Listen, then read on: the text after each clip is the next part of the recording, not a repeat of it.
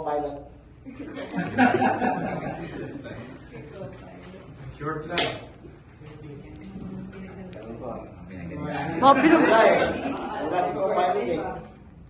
Alam ko yung prepared list eh.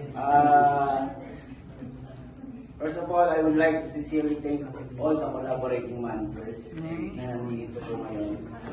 Special thanks to Sir Ricky and Sir Ray for giving me an opportunity to participate in the prestigious RTS second SEM activity.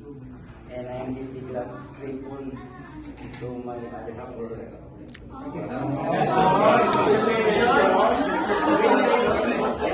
support. Meron lang istorya.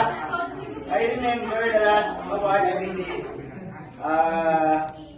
Last 2008 pa. So, President Award, Bronze Award ako nun.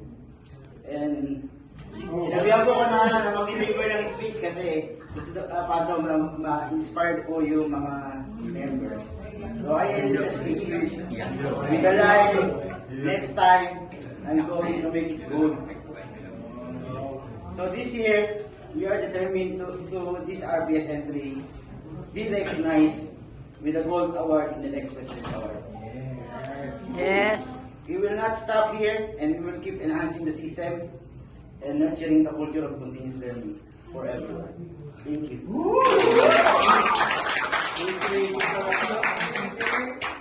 Thank you so much for that message, Sir Eugene. And for the last remark,